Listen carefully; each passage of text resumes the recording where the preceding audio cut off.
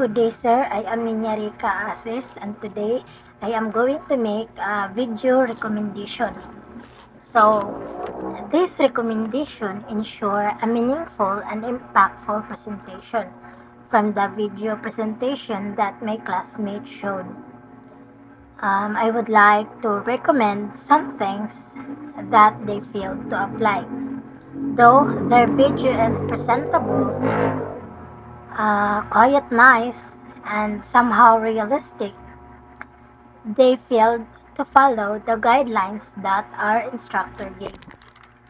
First, I would like to recommend that they carefully inspect the evidence left by the suspect. I can say so because I was there when they did not get the jacket of the suspect left at the crime scene as evidence. But somehow it is okay because they did not include it in the video.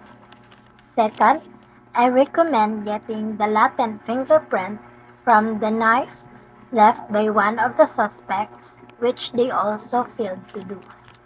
Then, I recommend getting and examining the fingerprint of the victim, what we call the post-mortem fingerprint, found in the fingerprint of the dead body.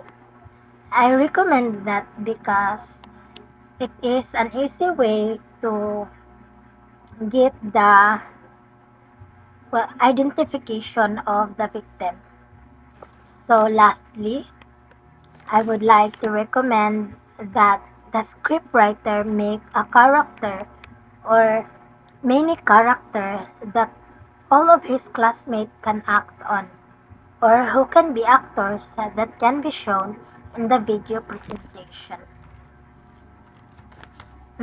Overall, despite all of that, my classmates created an informative, respectful, and thought-provoking video presentation on a robbery with homicide case.